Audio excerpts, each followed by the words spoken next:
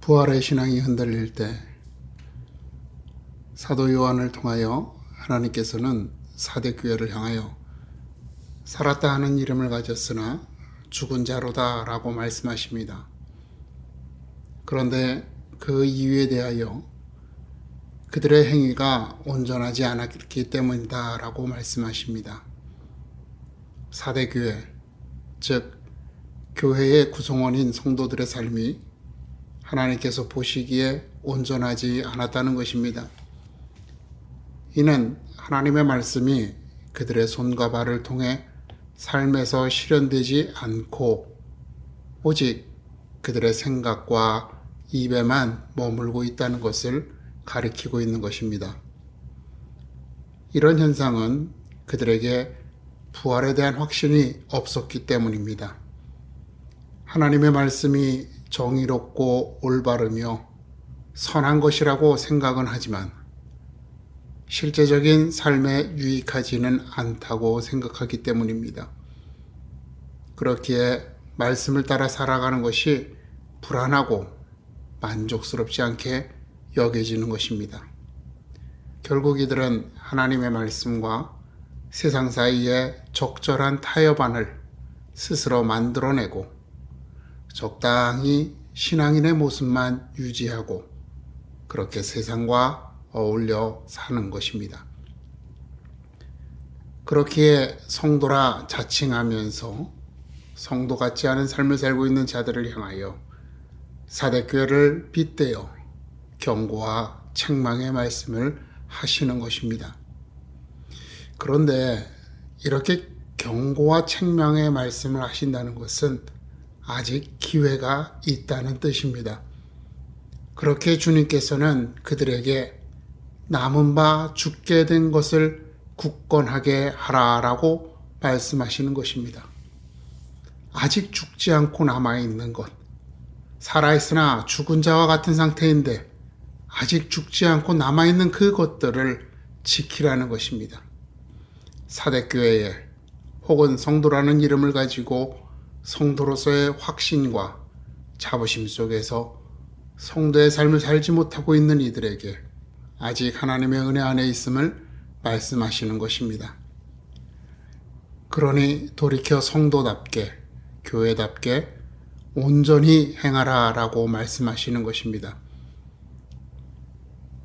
이렇게 부활의 소망을 잃어버리고 성도 혹은 교회라는 허울에 머물러 만족하고 있는 오늘날의 그리스도인들, 그리고 소망을 잊어버리고 살아가고 있는 우리들에게 우리들 스스로의 신앙을 점검해 볼 이유가 여기에 있는 것입니다.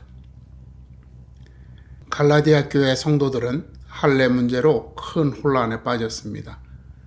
왜냐하면 규율과 규칙을 통하여 소속감과 안정감을 가지려고 하는 사람들의 속성 때문에 유대파 그리스도인들의 주장이 그럴듯하게 들렸기 때문이었습니다. 할례와 같은 외형적인 표식은 소속감, 안정감, 그리고 더 나아가서 우월감을 주기에 충분한 것입니다. 율법을 단순하게 실천하는 것은 정체성을 확인할 수 있는 가장 손쉬운 방법이기 때문입니다. 이러한 이유로 많은 이들이 율법의 형식과 은혜의 복음 사이에서 타협점을 찾고 있는 것입니다. 이들은 타협점을 찾고 그 경계 안에서 율법을 지키는 그리스도인이라는 허영심에 빠져 모두가 알 수 있을 만큼 신실한 사람이라고 하는 그 평가에 만족하게 되는 것입니다. 이런 갈라디아 교회에 바울은 바른 신앙을 가르치고자 했습니다. 그래서 성도임을 나타내는 것은 예수의 흔적, 믿음의 표식이라고 선언하는 것입니다.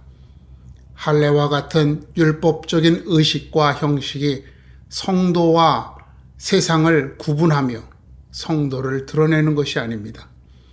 믿음으로만이 성도라는 것을 나타내야 한다는 것입니다. 이 믿음은 예수 그리스도에 대한 믿음, 그분이 하나님의 아들이시요 우리의 구원자이시기에 그를 믿으면 하나님 나라의 백성이 됨을 믿는 부활의 신앙이 성도의 표식인 것입니다. 이 믿음의 표시가 우리를 자유롭게 하며 율법과 세상의 굴레에 맞서서 그것들을 거부하게 하는 것입니다. 세상의 거친 풍랑 속에서 불안하지 않고 담담하게 그 거센 비바람에 맞설 수 있게 되는 이유인 것입니다. 문제는 이 표식은 형태가 없어 눈으로 볼 수 없다는 것입니다. 이 점을 활용하여 사악한 무리들이 온갖 이단사설과 초자연적인 현상을 흉내내는 그런 눈속임으로 활개를 치고 그 영향력을 확대해 나가고 있는 것이 오늘 우리의 현실입니다. 이런 상황에서 성도는 부활의 신앙을 잃어버린 이들은, 아니 그 신앙을 잊어버리고 살아가고 있는 그리스도인들은, 흔들리고 있는 그들은 어떻게 해야 할까요? 이들을 위하여 하나님께서는 7가지의 체크리스트를 주셨습니다. 그것이 바로 요한계시록에 나오는 7교회에 대한 말씀입니다. 첫째는 첫사랑을 가지고 있는가입니다. 첫사랑은 순수합니다. 사랑 하나만으로 만족하고 행복해 합니다.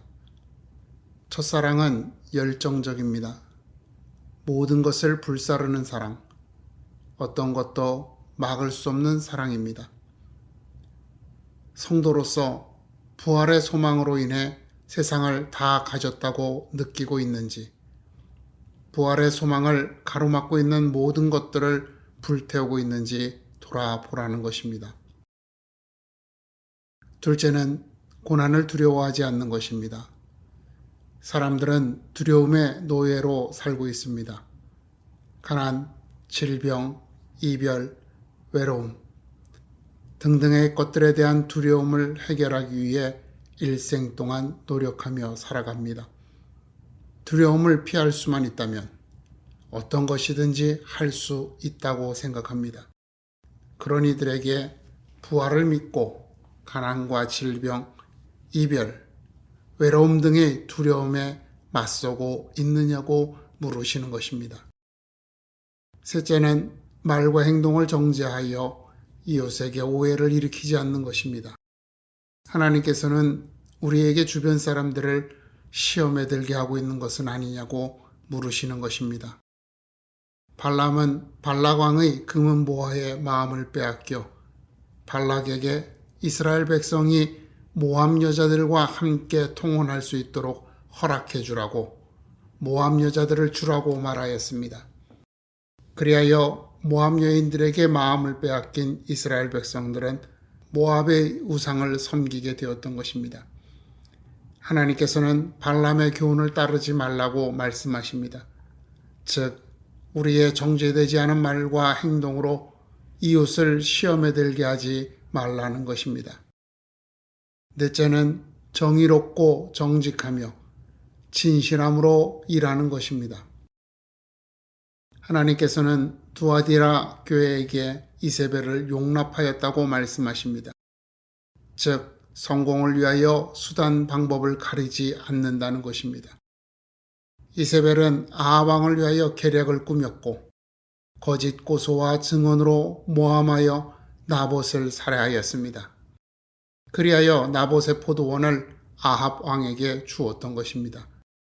수많은 이들이 성공을 위하여 수단과 방법을 가리지 않습니다. 성공하면 모든 것이 용서되기 때문입니다. 그러나 그리스도인은 성공이 목적이 아닙니다. 하나님의 뜻과 계획 안에 머무는 것이 목적입니다. 그렇기에 성공을 위해 불의와 타협하지 않는 것입니다. 실패하더라도 하나님의 뜻과 계획 안에 머물면 됩니다. 성공하더라도 하나님의 뜻과 계획 안에 머무는 것이 아니면 포기하는 것입니다.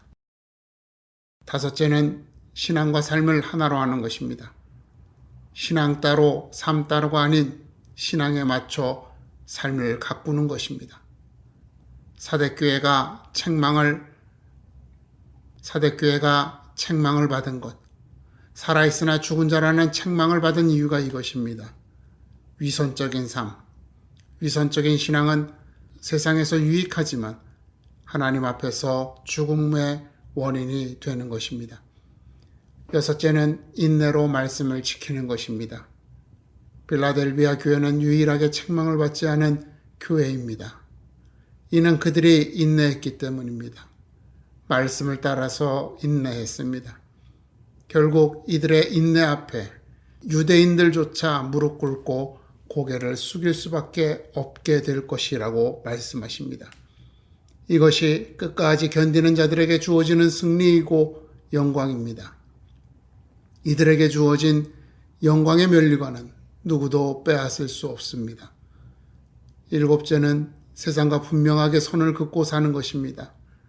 이것도 저것도 다 가질 수는 없습니다. 주께서 두 주인을 섬길 수 없다고 분명하게 말씀하셨습니다. 그러나 많은 이들이 착각 속에 둘 다 가질 수 있다고 생각합니다. 이는 둘 다 속일 수 있다고 생각하는 것입니다. 하지만 하나님께서는 모든 것을 알고 계시기에 결코 속지 않으십니다. 오히려 우리에게 뜨겁든지 차갑든지 둘 중에 하나만 하라고 말씀하시는 것입니다. 부활절입니다. 단순하게 예수님의 부활을 기뻐하고 즐거워하며 우리 스스로 만족해하는 것이 아니라 내가 부활을 믿는 사람으로서 이미 부활을 얻은 사람으로서 우리들 자신을 돌아봤으면 하는 마음속에서 이 말씀을 준비했습니다. 부활에 대한 소망을 잊고 사는 사람, 믿음을 잃어버린 사람, 형식과 가식에 빠져 스스로의 만족을 위해 교회에 출석하는 것은 아닌가 한번 돌아보는 날이 되었으면 좋겠습니다. 이러한 유혹은 그만큼 강력하고 그 함정은 교묘하기 때문에 우리도 모르게 거기에 넘어가 있을 수도 있는 것입니다. 그런 우리들을 다시 한번 부활의 소망을 굳게 붙잡고 하나님 앞에 나가기를 원합니다.